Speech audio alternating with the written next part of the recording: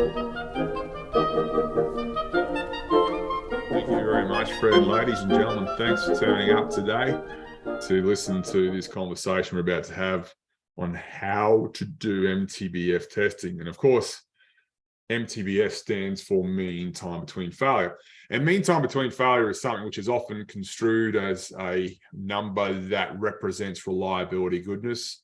But in practice, it has some shortfalls, which we'll go through in due course in today's conversation. Now, most of my webinars, what I try to do is I try to make them sort of a self-contained ecosystem. And that means that I try to at least tend to shy away from having topics which aren't explained fully. And where there is something we need to go over, I try to explain that topic or the concept, at least in part, in the webinar. And in getting ready for today's webinar, I just realized that's just not possible. I couldn't do that. The reason being is because we need to understand distributions like the Poisson distribution and the chi-squared distribution, and those are webinars in their own right. So up front, I want us to be very, very clear about this. Today's conversation is about going through the steps, but the reality is if you want to be a master at some of the things we're talking about, you do need to go and look at some of our other webinars or articles on Ascendo to look at and understand what the Poisson distribution, for example, is all about. But hopefully today you will get something out of how to do MTBF testing or how to plan for it at the very least. And one of the many reasons we are required to do MTBF testing is because we often have nagging requirements like this, that we have to do this thing called reliability demonstration testing. Now, demonstration is a term which sounds beautifully succinct and simple and a very basic concept, and it sounds very pure. Why wouldn't you want to demonstrate that something can be done before you purchase it or deploy it or use it or accept it? But that gets in the way. That doesn't get in the way. Sorry, that is a problematic term when it comes to reliability. How do you demonstrate, for example, that a nuclear power plant is going to last decades without it failing catastrophically? And so this whole concept of demonstration is actually really challenging, perhaps even flawed in terms of how we define it in the world of reliability. And the other thing about demonstration testing is that, in a way, it takes us away from the confidence we develop when we have, for example, done a really robust FMEA or fault tree analysis or halt regime, whatever the best approach to baking reliability into your first design is. We might have spent a lot of time implementing corrective actions that were identified very, very early to understand the very vital few ways our thing is going to fail. We might have even conducted accelerated live testing on the dominant failure mechanisms, i.e. not test everything. We just worked out if our thing is going to fail, how it will fail, and conducted accelerated live testing where we perhaps increase the temperature or stresses to turn a 6-year test into perhaps a couple of weeks. And that all those activities are really useful because that's how we generate confidence that our thing is reliable. And it is the most wonderful form of confidence we can have in the world of reliability engineering. It's that innate understanding that we have built a reliable product. It's the wonderful level of confidence that many organizations never get to achieve because they are focused on this concept called demonstration, and none of that stuff classifies as demonstration. We often have, especially very bureaucratic or corporate organizations who have a lot of people in charge who do not understand reliability or do not understand engineering at all. And so they replace their lack of knowledge with processes of which demonstration testing falls neatly within. It's very easy to put into a calendar or a schedule, we will do demonstration testing here, because I don't want to have to think about or subjectively assess the reliability of something. I'd like to have it unambiguously demonstrated as being reliable. But of course, how do we demonstrate that a nuclear power plant that's supposed to last for decades without failing is reliable? And that might seem like an absurd example, but I'll put it to you this way. Many of the warranty periods we demand from things we buy, of things we buy from electronic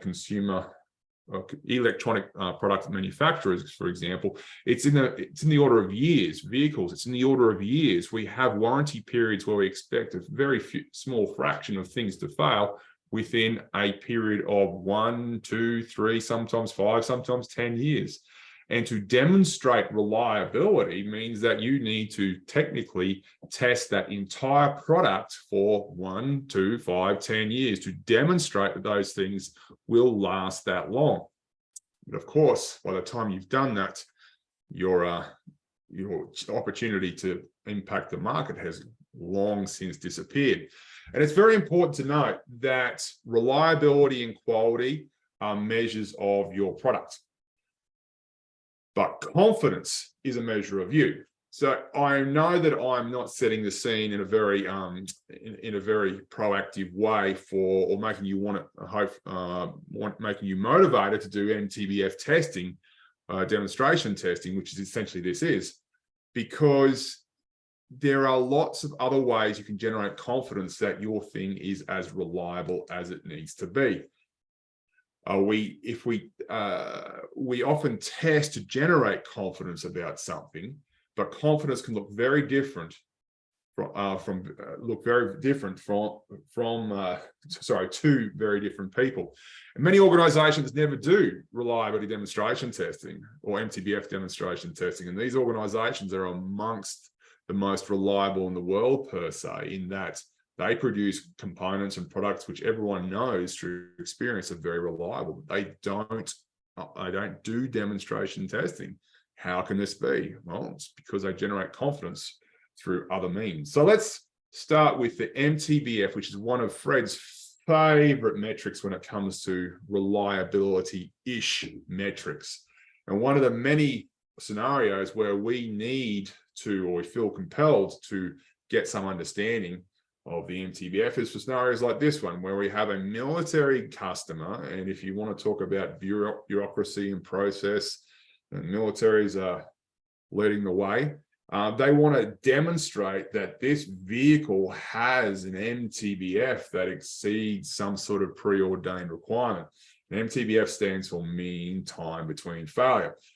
Now, if your product is not repairable, then you're often talking about the mean time to failure, MTTF, which is conceptually similar enough to the MTBF, and mean time between failure, where essentially it's a measure of how long the average duration of how long your thing lasts before it fails and you repair it or replace it. Now, when we do an MTBF test, we usually have a number of these sorts of products, number of these sorts of vehicles, and we just drive them and we look at the odometer whenever something bad happens. And that allows us to create charts that look a little bit like this, where on the horizontal axis, we have test duration. On the vertical axis, we have the number of failures. And we are able to track on what we call this cumulative failure chart how our thing is going in the field. And the idea is that if we have lots of failures, then our chart will have a very steep slope, which means we have a lower MTBF, which is bad because things are failing more often. If our data points or if our test points show that we have a shallower slope, it means we have a higher MTBF, which is better because things are failing less frequently. So our test, in a very, very basic way, means we start with our vehicle and it drives and we observe failure after failure after failure after failure until our test says we need to stop. Now, we plot these data points on our cumulative failure chart like so, and you can see that in this chart, our vehicle was driven for about 70, let's say 1,000 miles, and we had 80 failures. And that might mean that in this case, our best guess at the MTBF is 0.8679. If that's so 0.8679 thousand failures, 1,000 miles, I should say. or whatever the metric is on the horizontal axis. Now, this is not a bad way of estimating the MTBF. Now, remember, if our thing is more reliable, as it fails less often, then it's going to have a lower MTBF, which means those data points are, if our thing is less reliable, it's going to fail more often, lower MTBF, and therefore those blue data points will create a steeper line. If our thing is more reliable, it will tend to have a higher MTBF, and those data points will create a shallower line. So we can use these data points, and the more data we have, the more confident we are in our point estimate of our MTBF. But of course, confidence is a measure of you, not a measure of our product or system. And in fact, our confidence from a statistical perspective, if we want to put all the engineering stuff aside, if we want to forget everything we did during the design and manufacturing process, if you want to forget all the wonderful or perhaps terrible initiatives we did or did not implement when it came to making our thing last for a long, long time, we can just revert back to statistics. Now, statistics will give us this little beautiful curve here, which is what's called our confidence curve. And this tells us, based on statistics, what our best guess at MTBF is, along with the confidence that it is any other value close to our best guess. You can see that we have what looks like a bell curve on a sort of angle to sort of try and represent the likelihood of the true MTBF being lower than our best guess, or the true MTBF being higher than our best guess. And so this is where demonstration testing really kicks in. Demonstration testing, even though it doesn't say this in the name, in the industry that is reliability engineering, we tend to, we're almost required to forget that we have any previous data. And so we have to rely exclusively on statistics. And that confidence curve that we got right here, which is generated using equations and calculators and probability distributions that geniuses who of years gone by have come up with, and allow us to create this curve here. So that's one way of interpreting an MTBF test. We have a best guess, but we're not can't say we're absolutely certain that the MTBF is exactly 0.8679. So we'll say that the MTBF is approximately 0.8679. You can see you have the wavy equal signs, which is how we represent approximations.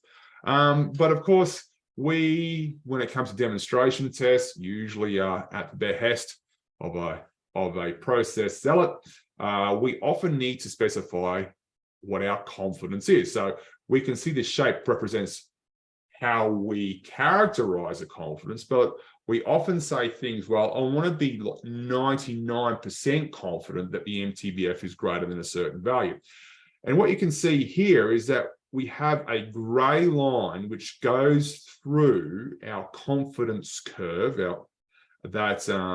such that only 1% of the area is above that gray line. If that gray line was allowed to extend through and cut our confidence curve into two shapes, you can see with the overwhelming majority of that shape will be beneath that gray line, and a tiny little fraction, in this case 1% of the total area, will be above that gray line. And that gray line gives us an MTBF which is lower than the best guess. And the reason why is because in this instance, for whatever reason, we want to be 99% confident that the true MTBF is greater than some number.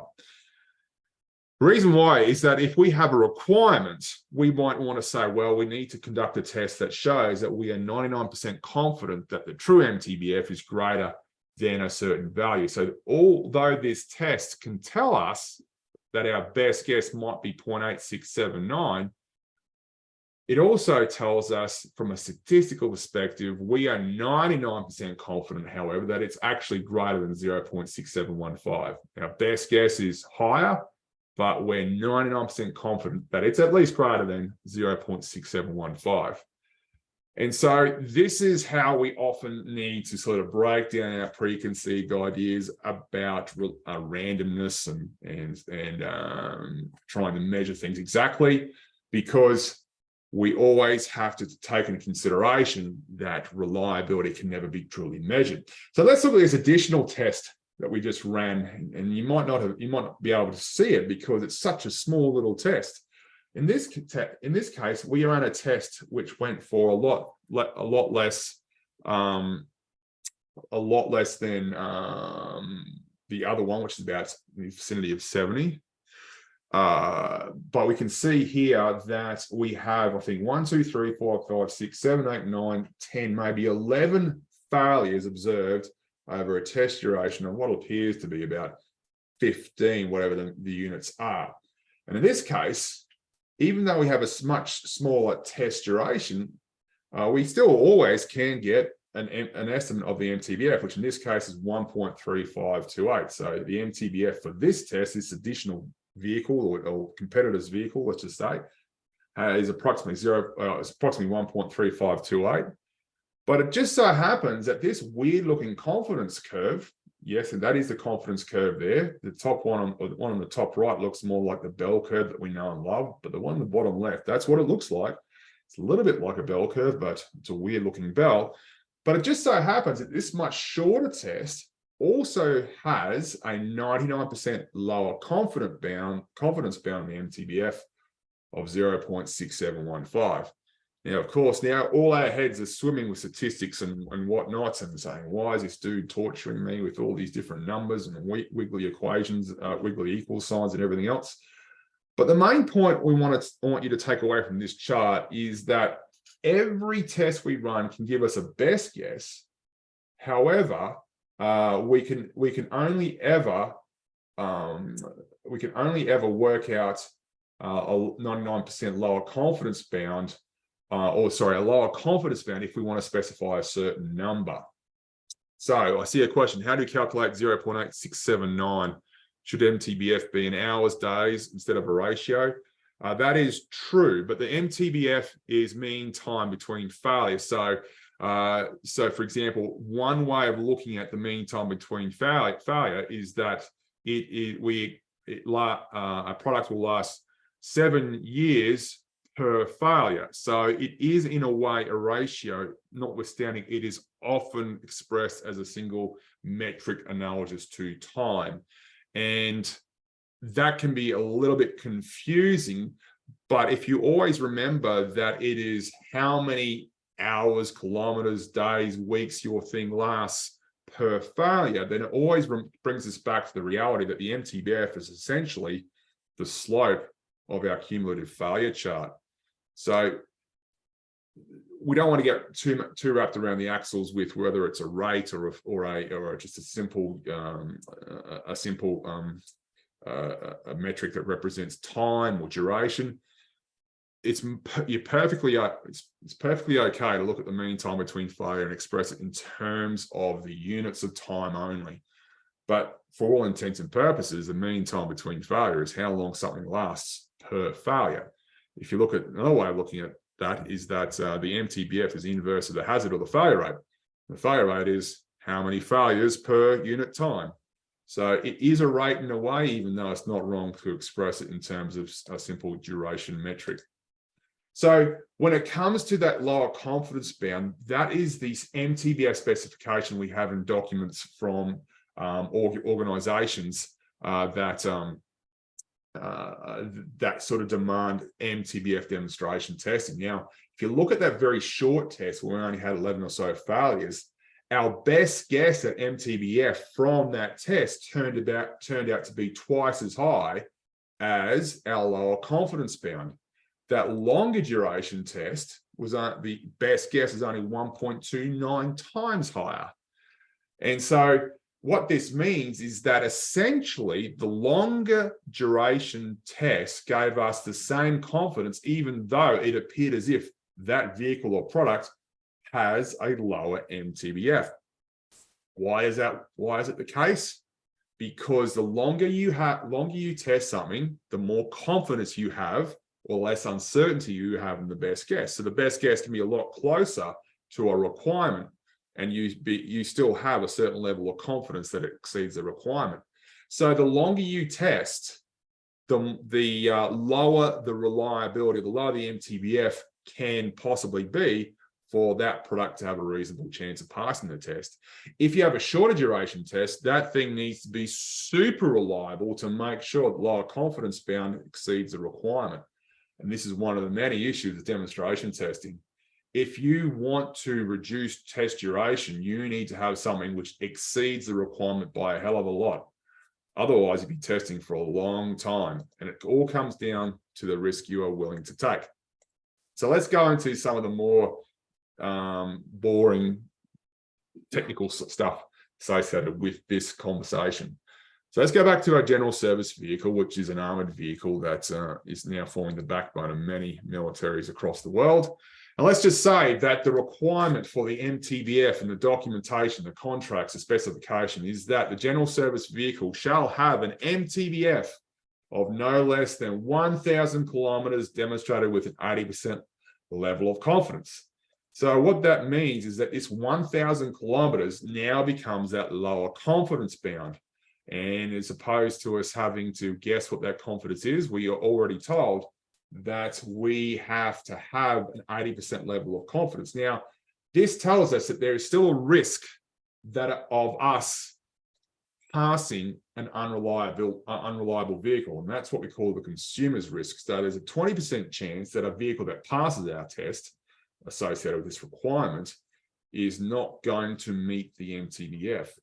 Now, many people who see this absurd requirement, absurd specification, which includes a level of confidence, go, that's crazy. We need to be 100% confident that our thing exceeds the MTBF we require. The problem with that is you can never be 100% confident because failure is a frustrating random process. And it's statistically possible, no matter how improbable, that a really unreliable product can on that day perform very, very, very well. In the same way, it's always statistically possible for a very reliable product to almost inexplicably have 10 failures in the first minute. Those scenarios might be unlikely, but they're still possible, which is why it's never possible at all to have a 100% confidence. Galena asks, does the MTBF assume a constant hazard rate all along the expected life? It's a fantastic question. I'm going to get back to it towards the end of this conversation. So how do we start planning an MTBF test? We've been given a requirement, which means for this our general service vehicle, where we need to have a lower confidence bound of 1,000 kilometers between failure with a level of confidence of 80%. We start planning by assuming 0 allowable failures. And that means we ask ourselves, well, how long do we need to test for if our vehicle has 0 failures? So if our thing doesn't fail after driving several thousand kilometers, how long does that need to be before we reach our level of confidence that we can essentially conclude that we're 80% confident that the MTBF is greater than 1,000 kilometers? Well, this is where we need to go into the world of statistics and math and stuff like that. This is where we introduce this horrible equation here with this Greek letter called chi down there, which is a chi-squared random variable. We have this t up here, the total usage or test duration, and r represents the total number of failures we experience in a test that goes for a duration capital T. So for example, if we drive this vehicle for 3,419 kilometers, then capital T becomes 3,419. If we experience 0 failures, and R becomes 0, and this chi-squared random variable will be able to give us the lower confidence bound based on that test duration. But remember, we're planning a test, so we don't have the test duration yet. We have the lower confidence bound. So we can rearrange the equation to give us a test duration in terms of our chi-squared random variable, which we can incorporate our confidence into by using this horrible equation here, and it's in the guidebook as well. There is the Excel formula that can make all this go away, so to speak. But like Fred and I say, and a lot of other people say too, it's just putting a formula and numbers into a spreadsheet without understanding what they mean is very, very dangerous. So I'd urge anyone who's going to use this in vain to try and learn a little bit about the chi-squared distribution before they press enter. But notwithstanding, that is how we calculate how long we need to drive to essentially ensure that we are 80% confident with 0 failures that our vehicle exceeds the requirement of 1,000 kilometers mean time between failure. And when we do this, we get 1,609.4 kilometers. So that is how we do this for a hypothetical plan, a hypothetical test for experiencing 0 failures. So let's create a test plan. We want to demonstrate 1,000 kilometers with 80% confidence. Now, here is what the numbers look like when I enter this into an MTBF test planner that I provide for other courses. We have a requirement of 1,000, level of confidence of 80%. And what you guys can do is you can verify that these numbers are correct using that equation. You can see that on the previous slides, we worked out for 0 allowable failures, the test duration was 1,609 kilometers. When we change it to 1 failure, it goes to 2,994, 2 failures, 4,279, so on and so forth. So here we have 7 test plans, 1 for each number of allowable failures from 0 through to 6, where you can see that if we, for example, drive our vehicle 9,075 kilometers, we need to make sure we have 6 or fewer failures for it to meet the requirement. But this doesn't make our thing easy to pass. We need to incorporate producer's risk, especially, and one of the main reasons is because, especially if we have what we call a 0 failure test, those 0 failure tests are extraordinarily difficult to pass. We looked at the very start of this conversation, how that short test and that cumulative failure chart, that one, we had to, that vehicle demonstrated the same lower confidence bound as the first vehicle, but it had, because the test was so short, the best guess at the MTBF was twice as high as the requirement. So I'm going to introduce this term called the discrimination ratio. Show of hands in the attendees, who has ever heard of the discrimination ratio before? Who has heard of that?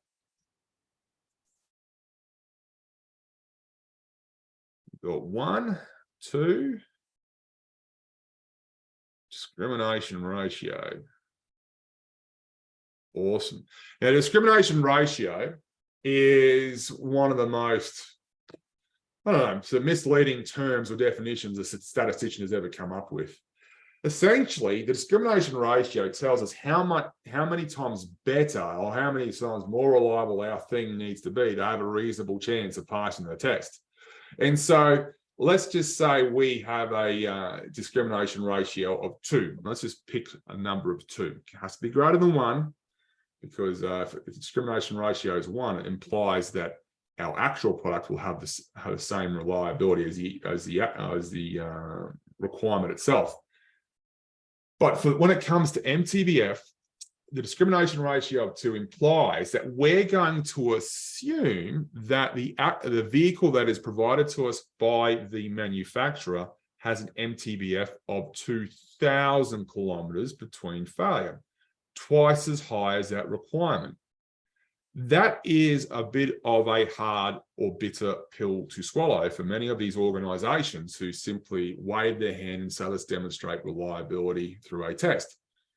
It is borderline impossible to have a reasonable chance of passing a test if your vehicle, your product, is only just exceeds the requirement, just exceeds the lower confidence bound. And so one of the first things we need to do is essentially double the assumed reliability of a vehicle or a product in order to create a test that's not going to last centuries or millennia.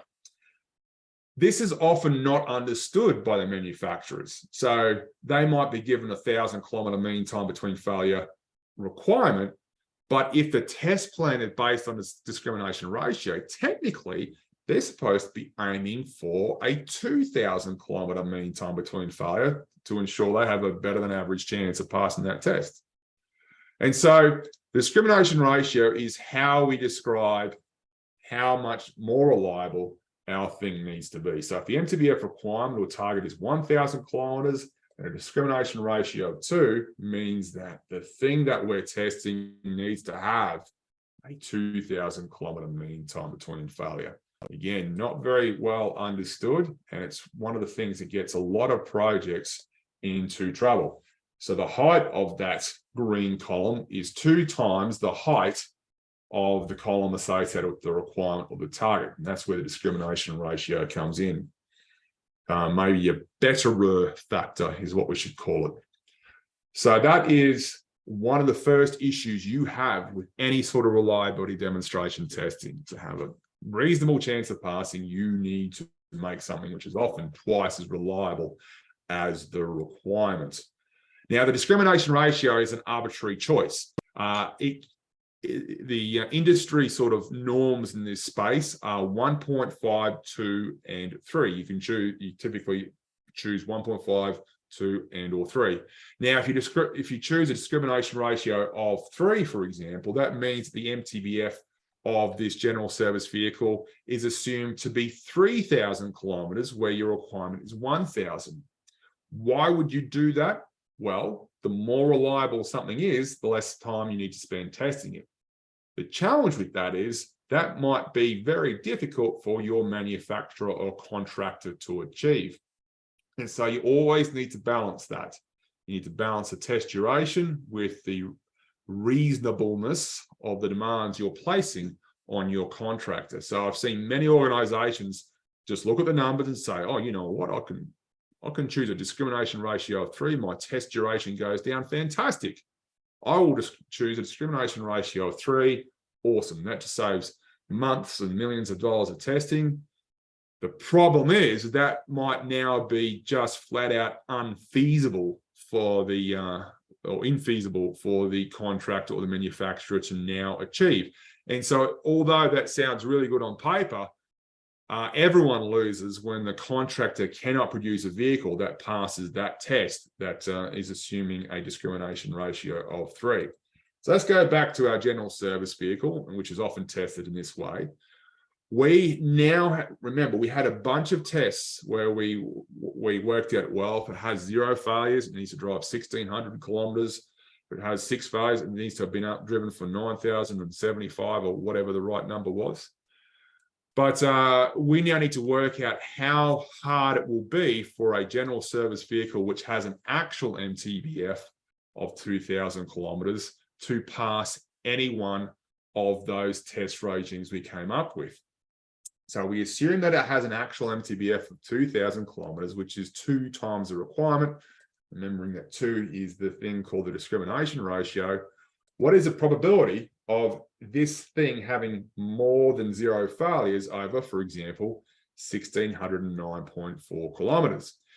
Now, this is where an understanding of this thing called the Poisson distribution is really useful. Now, here is the equation on the screen. Again, I'm not a huge fan of just throwing equations people's way without people understanding it. So if you are going to use this equation, I really urge you to learn more about the Poisson distribution.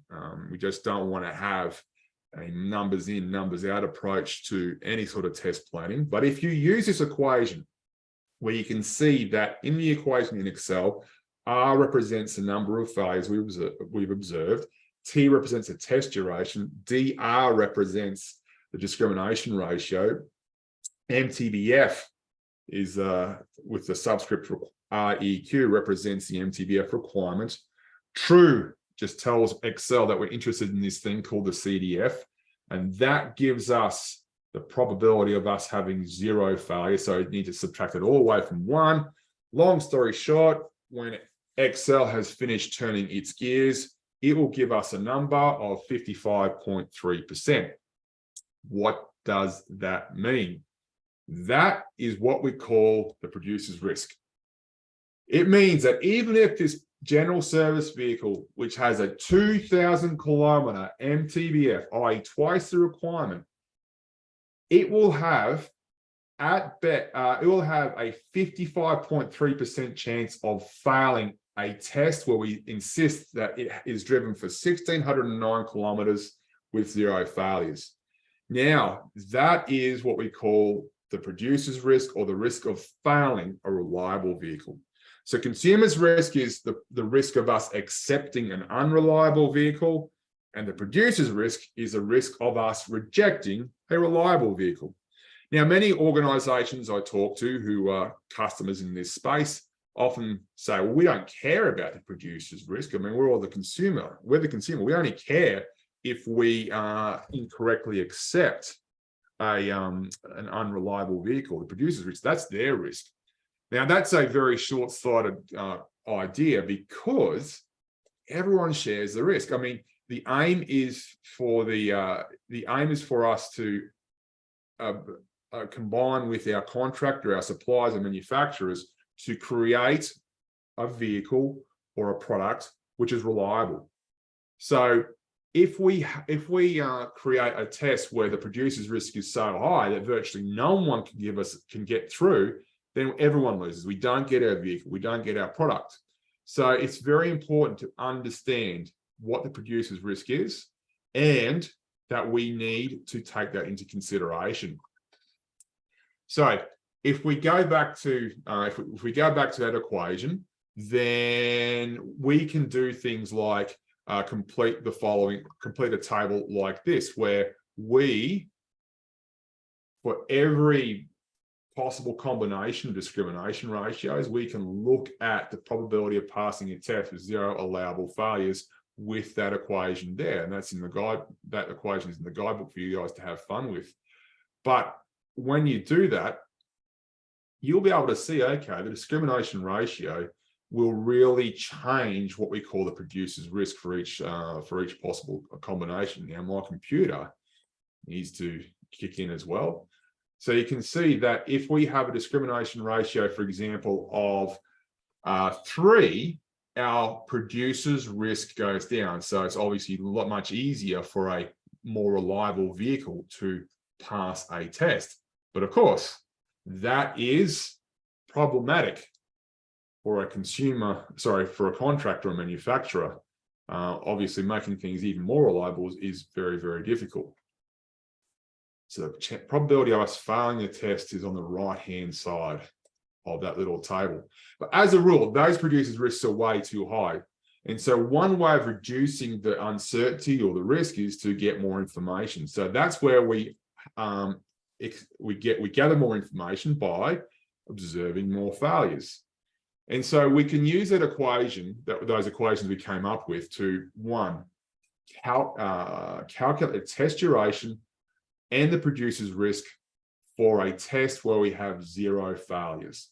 So on the left-hand side, we start with 0 failures, use that first equation that I gave you to calculate the test duration, and then use a second equation to work out the probability of us passing that test once we've assumed a discrimination ratio. This is all for a discrimination ratio of 2. There's a couple of questions coming up, so I will address them in due time.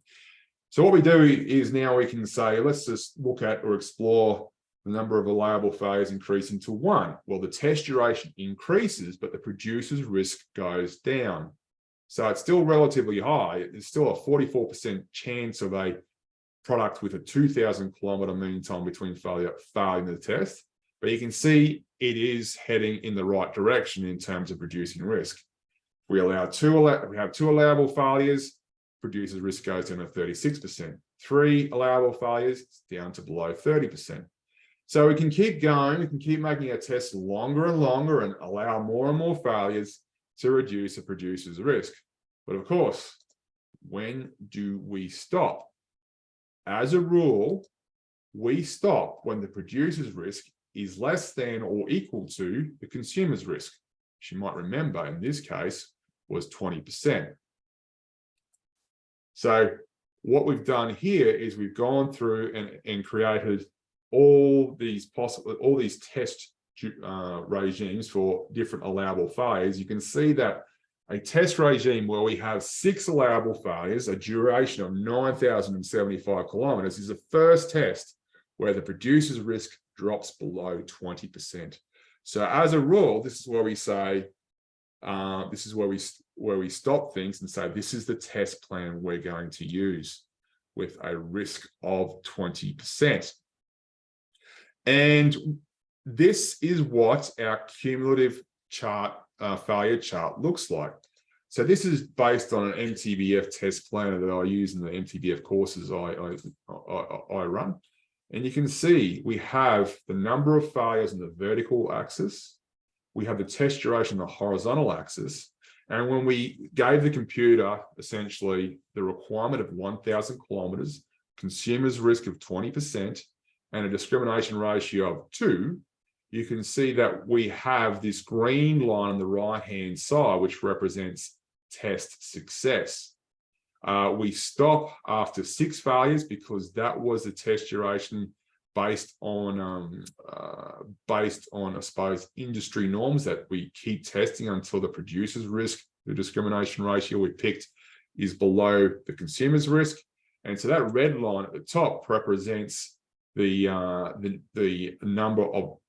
maximum number of allowable failures we can have. So if our test plan, if our cumulative failure chart if the data points creates a line which crosses that red line at the top, our thing has failed the test. And so that means that, let's just say we have a number of vehicles and we test them, and our cumulative failure chart looks like this. In this case, you can see we have had 2 failures once the vehicles have driven 4,279 kilometers in total. So as soon as it touches that green line, we stop. We have passed if we touch this line.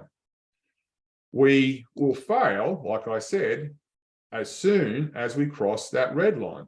As soon as we cross that red line, we've had 7 failures before 9,075 kilometers, so we have failed. And the reason why we want to have these sort of early failure criteria is that we don't want to keep testing unnecessarily. So the green line on the right-hand side, we often see test plans which are simply rectangles, where we have, should go back actually, where instead of it being, instead of it having this nice smooth green line on the right-hand side, let me get my stylus out and have some fun. You often see in textbooks and other places, you'll see test plans which look like a rectangle. So let me see if I can change some colors here as well. Come on, in color. So he'll have a green line. It's about to come very soon. You often see test plans where it doesn't have a smooth pass line. It's just a line which goes straight down from the right-hand side. And that's because back in the day, these calculations were relatively hard to do, or evaluate, I should say, without Excel at our fingertips. And so we often simply used tables which allowed us to quickly get that top right-hand corner of our test plan, and we just drew a line straight all the way down. So that meant that even if you had experiencing 0 failures, you still had to drive 9,075 kilometers to pass a test. Whereas statistically, we can terminate that test much earlier if we are able to calculate the pass criteria for every single possible number of failures. So that's one of the key differences between, let's call it, historical test regimes. Now, in the same application I provide my students for my course, we're also able to essentially work out when it is highly unlikely for a vehicle or product which has already failed a lot to pass a test. We can say, all right, let's just say let's just say we want to stop the test when we've had so many early failures. We know that this thing's all highly confident that our thing's not going to pass the test. Of course, that allows us to create this red line on the left-hand side where essentially we stop testing if we experience a large number of early failures, we fail if we touch that line, and we want to essentially not waste test resources. And so this is another way of saving resources when our thing is certainly, well, not certainly, but almost certainly not going to fail. We have early termination criteria. And so that is something which we can calculate by essentially dropping the confidence to a very, very low level. Again, outside the scope of this conversation, but hopefully you're starting to think about how you, if you need to, can create MTBF tests that are able to save resources but give you something meaningful.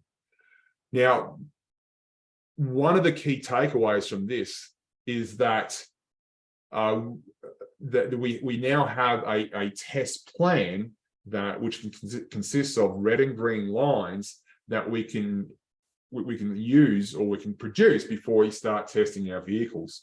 And one of the reasons we want to create these sorts of charts or these sorts of plans before we start testing is because once we start testing, that's where these things called emotions tend to start taking over. And when that happens, we start trying to perhaps test against hope, and we'll say, well, we've had 5 failures in the first meter, let's keep testing and see what happens.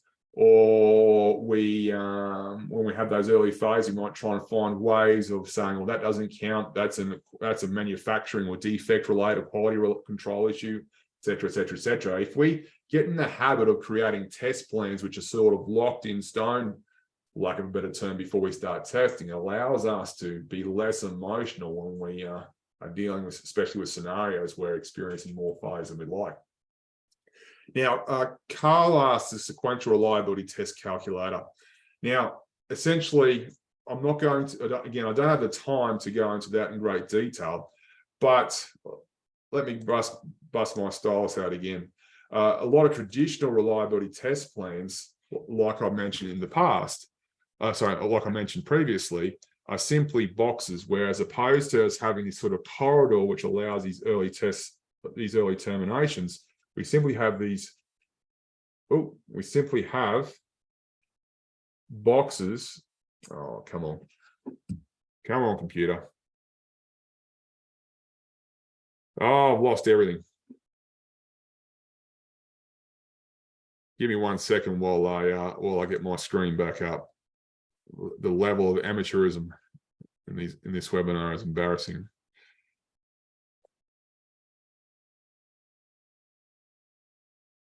So let me reshare this screen.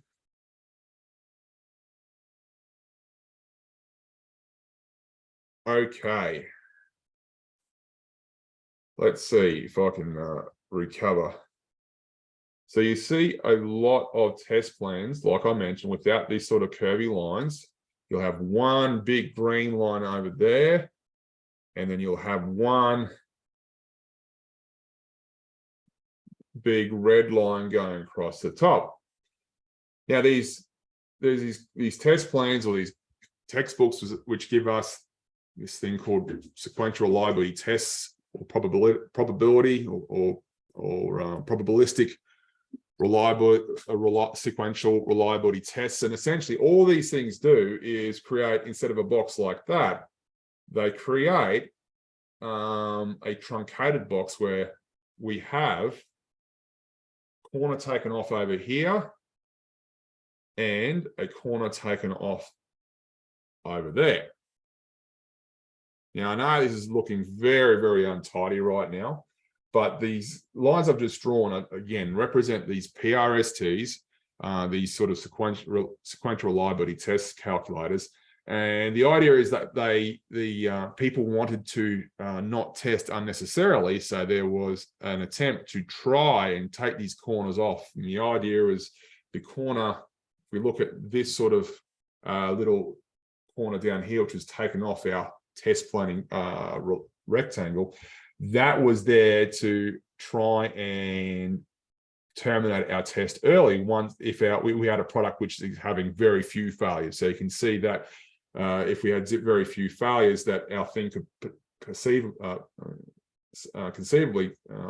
pass the test at around 7,000 kilometers. And the same thing applies to this corner up here. We have this thin corner cut off where it allowed us to terminate the test early if we had a large number of early failures. Problem with that these corners being cut off is that they're not based on statistics. They're not. They're sort of based on, let's call it rules of thumb. Although they appear to be quite formally derived, they're not.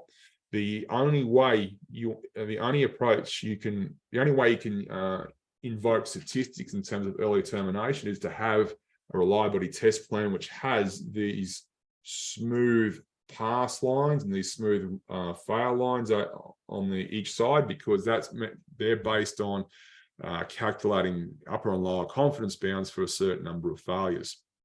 So those sequential reliability tests can be useful because they'll help you pass early or fail early, but they're not based on statistics.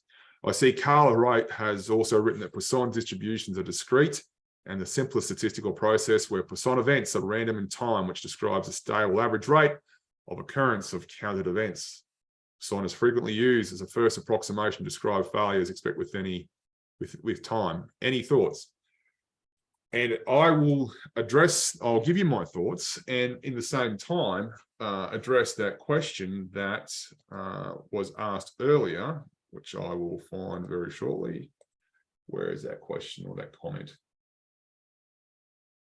Was it from Galena or Jelena? Sorry if I'm mispronouncing your name. Does this MTBF assume constant hazard rates along all expected life? The Poisson distribution assumes that these things fail at a constant rate. We know that that is highly unlikely to be true. But in the world of demonstration testing, where there is this desire to at least appear objective when you're testing, we are often forced to assume a constant hazard rate, i.e. it's not wearing in or it's not wearing out, as almost a sort of defendable compromise between wear in versus wear out. We're not allowed, when it comes to demonstration testing for the MTBF, to actually work out if we have wear in or if we have wear out, or the inter-failure period is not exponentially distributed, or if it doesn't have a constant hazard rate. Now, that said, if your vehicle is not aging, if its failure characteristics are staying relatively constant over the whole test, then once we have a large number of failures, as a rule, if you have more than 30 failures, then sort of the approximation is really, really good. The Poisson distribution will then approximate the number of failures you expect to see after a test duration where you expect to see 30 failures. But of course, when we're doing demonstration testing, I haven't seen too many demonstration tests where we have the resources to do more than 6 or 7 or 8 or 9 failures. Now, of course, that's not a consistent thing, but it's one of the many shortcomings with demonstration testing, is that the equations that textbook after textbook after textbook demand us to use when we're planning a test assume a constant hazard rate. Again, for this perceived defendable notion of objectivity. Now, the reality is that process zealots who want us to have a schedule for testing, they want us to say, well, how long do we need to test to ensure the MTBF is greater than 1,000 kilometers? Well, before we start testing that vehicle, we don't know what its failure rate characteristics look like. And so we're sort of forced to use these equations without ever circling back and making sure that the assumptions are correct. So there's lots of issues with MTBF testing when it comes to the statistics, where we have to make tons of assumptions that not many people really understand. Including when it comes to discrimination ratio. Discrimination ratio is news to most people I speak to who have allegedly done MTBF test planning in the past, i.e. the idea that we are not planning a test for something that meets the requirement. We are planning a test for something that exceeds the requirement by a factor as large as 3. Carl also asked, it sounds like a judgment call on how much testing is needed. Any thoughts? Absolutely. It is a judgment call. The problem with demonstration testing is that it's typically constrained to organizations which are very corporate-y or bureaucratic. And so there's this issue where we come up with a plan and that gets locked in stone. We're never allowed to revise that plan. We're never allowed to go and look at the actual failure rate or the hazard rate of the vehicle in question. We're not actually allowed to sort of review the discrimination ratio. So let's just say, what if the vehicle is on track to pass if the vehicle is allowed to be tested for a longer duration? Well, in a way, these organizations who demand demonstration testing, that sort of make it culturally very difficult for that conversation to be had, because you'll have the program manager look at the reliability engineer and said, but you told me I only need to drive this thing 9,075 kilometers. And that's where the reliability engineer tries to explain, look, you gave me confidence bounds. You got a 1 in 5. You told me there's a 1 in 5 chance that you're willing to accept a 1 in 5 chance of us accepting an unreliable vehicle. Therefore, we have a 1 in 5 chance of a reliable vehicle failing the test. Let's have a nuanced conversation about what this means. And as soon as that program manager hears anything to do with statistics, his or her eyes roll the back of his or her head, blame the reliability engineer, slam the desk, and walk out. And then we have contracts at 10 paces trying to work out if that thing failed or not. Carl also mentioned the Statistics 101 webinar might be helpful. Yeah, I agree with that, except that a webinar for statistics in general is probably too short a period of time. I would argue, though, Carl, that we have the webinars that we have provided, when combined, are giving us a bit of Statistics 101. We have, for example, a webinar done on the bell curve and Weibull and what the mean is and what the mean is not. So maybe in title, the webinars themselves are combining to create a Statistics 101. But if there's any particular topic you think that we need to focus on more than anything else, Carl, feel free to recommend that to myself and or Fred. Let me see if there's any more questions or comments. I don't. But ladies and gentlemen, so what you have received is a very down and dirty introduction to MTBF testing. And what I haven't even touched upon is whether MTBF is the right metric to use. There are lots of other webinars that I have alluded to where we actually talk about what the MTBF is and what the MTBF is not. MTBF is not reliability. I was actually teaching a course last week where one of my students who was working on a, let's just call on a device, let's call it device, which had a very long lifespan. It's supposed to last 50 years. And so what did they do? And she said, well, all we need to do, obviously, was to specify a failure rate of 1/50, i.e. one failure per 50 years.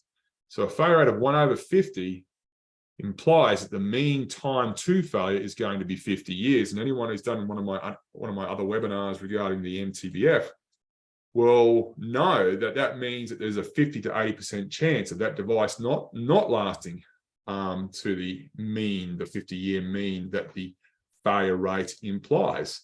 And we have time and time again incidents like this where we think we know what the statistics are, and we just throw a failure rate requirement or an MTBF requirement, so to speak, and assume that everything's going to be okay. But unfortunately, if you don't understand the metric well, you're going to essentially bake failure into your design.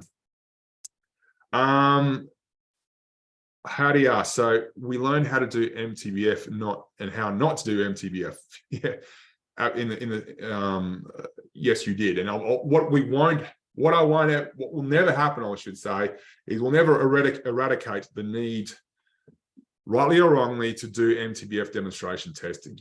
What I would love for you guys to do, especially those who do need to do it, is just understand the pitfalls.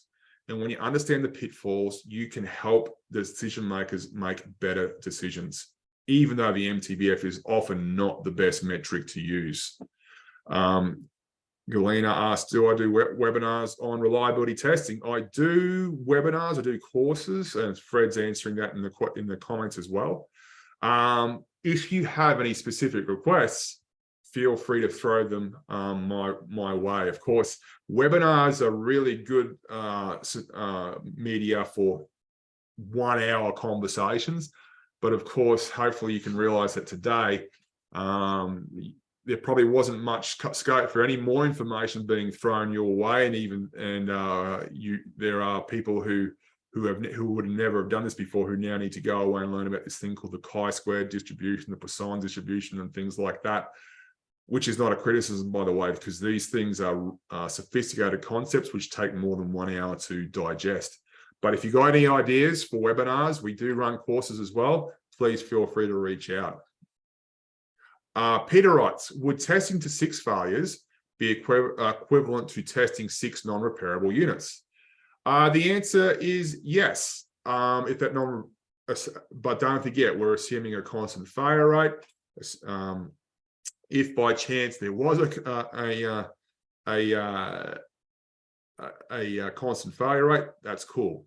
Now, if you look at, Peter, if you had 6 non-repairable units you wanted to test, and you wanted to be really, really on top of the MTBF, one of them, hands down, the best way to do that is to do something like Weibull analysis, where we actually not just assume a failure rate, we try and fit a distribution to the data we have. And when you do that, you get a much more accurate estimate of the MTBF, and the confidence bounds are much tighter.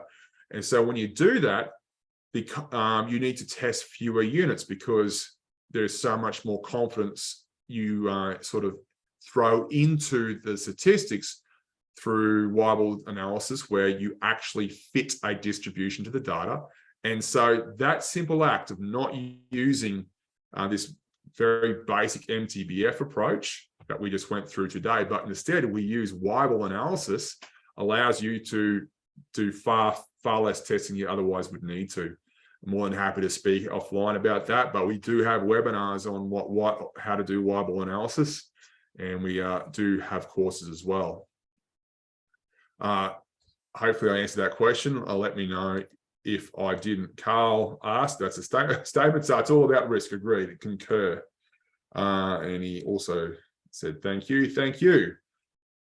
How is it related to mill standard 718 sequential tests? Can I consider them basically one? Jing Song, so I believe you're essentially asking me if what we went through today is equivalent to mill standard 718 sequential tests. Yes and no. So mill standard 718 will essentially give you the same stop point in the top right hand corner of the of your test plan. So let me just go back to one of my slides where hopefully I still have the ink.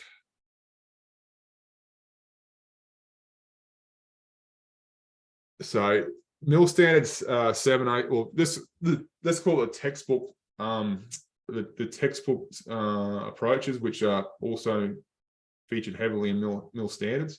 They will often give you, let me give a pen, they'll often give you, try and change color to distinguish it. Geez, I'm on fire today. They'll often give you the same upper right hand point, for lack of a better term. If you have an MTBF requirement of 1,000 kilometers, consumer's risk is 20%, they will usually give you the same number for the top right hand corner. It's what happens thereafter. They will not give you the sort of smooth past the smooth right hand pass line over here. This let's get my laser point out. They will not give you this smooth early termination for early passing of the test. They will also not give you early termination criteria. That's where they will talk about that PRST, where we just essentially cut off the corners, where we chop that one off there, and with our red one, chop this this off up here without us having those sort of more statistically correct lines where we can have those early termination and early failures. So I will say that I wouldn't say they're basically one based on those differences.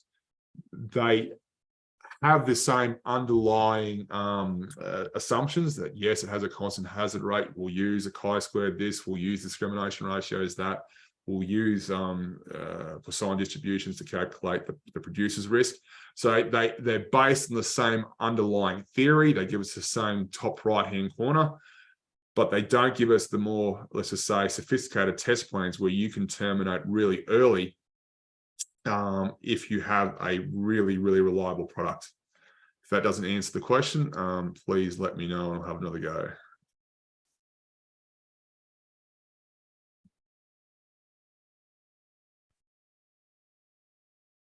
Okay. How do you judge or know random failures or wear out ones in a test? That's a really good question, Jing Song. And one of the things that you'd be looking for is, I'm going to go back.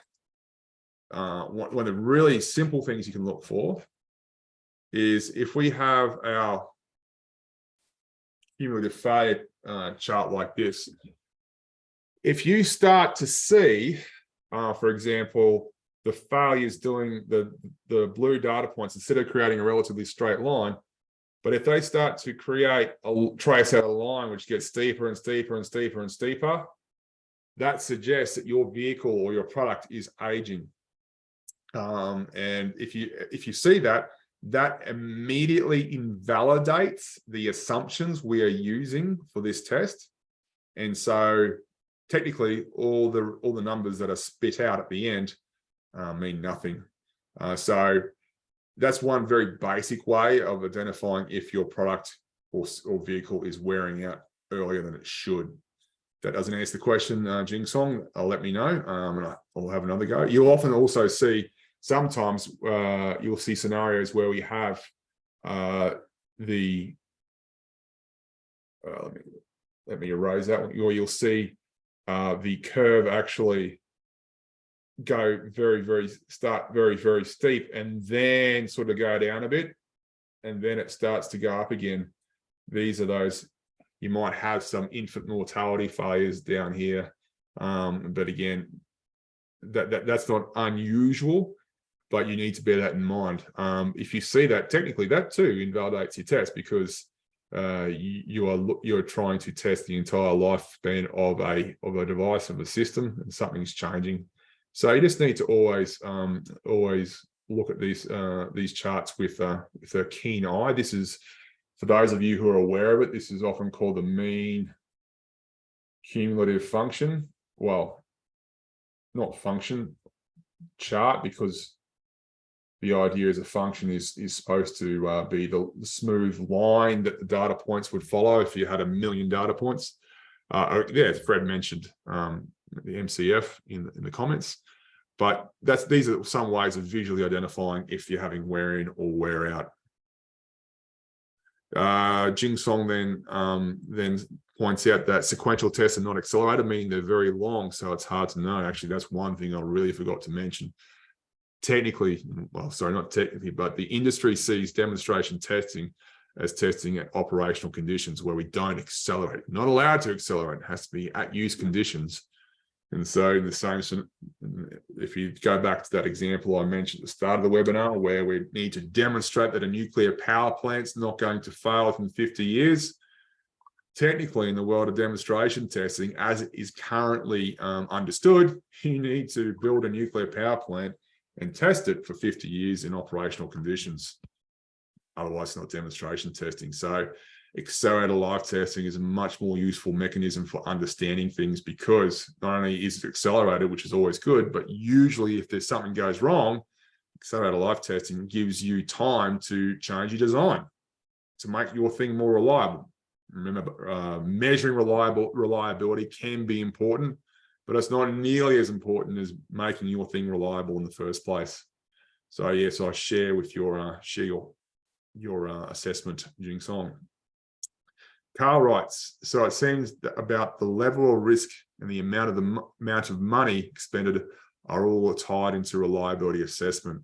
I would concur with that. I'd also bring us back to those organizations who actually do FMEAs or fault tree analyses or HALT, or have really mature reliability culture, who just continually hunt those vital few weak points from day one. And so they build confidence that their thing is reliable, not from statistics, but from actually going through the process of continually hunting the weak points of their system and having those fast, simple, free corrective actions, and they become fast, simple, free if they're incorporated before your first design. And yes, that is possible. Earlier you have come up with these ideas, the cheaper and simpler they are to incorporate. So if you want to assess reliability through that, using confidence based on engineering knowledge and manufacturing knowledge, firstly, that sort of level of confidence feels so much better anyway, but it's always cheaper. If you want to use statistics, that's when you start paying through the nose. And oh, and by the way, if something fails demonstration testing, there's usually no time or money to do anything about it. Andre wrote, there has been some studies showing that the chi-square just produces too conservative results, and instead you should use the gamma distribution. I tried it and noticed the bigger difference when the numbers of failures is low. What do I think about that? I concur with what you're saying, but I understand that the gamma is, but here's the thing, and I know we're going down a statistical rabbit warren. Technically, the chi-square distribution is a particular form of the gamma distribution. And technically, the equations I gave you today are all based on the gamma distribution. The reason why is the gamma distribution is a distribution of the time to failure of a system based on the sequential number of things failing exponentially. What does that mean? Let's just say that a system fails after 4 components have failed, where component 1 works and then it fails, and then component 2 starts being used and then it fails, and component 3 starts being used and then it fails, and component 4 starts being used and then it fails. If every one of those times to failure for those individual components is exponentially distributed, i.e. has a hazard rate, a constant hazard rate, then you have a gamma distribution. So all these equations are based on the gamma distribution. The gamma distribution has 2 parameters: the hazard rate, essentially of each one of these components, and the number of components. It just so happens that the chi-square distribution is a particular form of the gamma distribution where we're able to essentially filter out one of those parameters. And for that reason, the chi-square distribution appears in textbooks because it only has one parameter.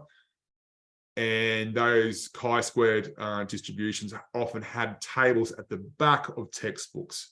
And realistically, there's no other reason for chi-square distribution being used in these equations beyond that. It's just the old school textbooks tended to more likely to have chi-square distribution tables.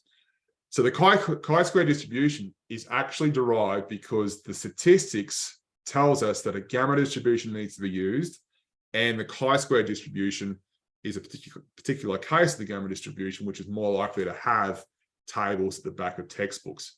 So in practice, the chi-square distribution is the gamma distribution. So I'm not entirely sure where the difference is coming from. More than happy to speak about that offline.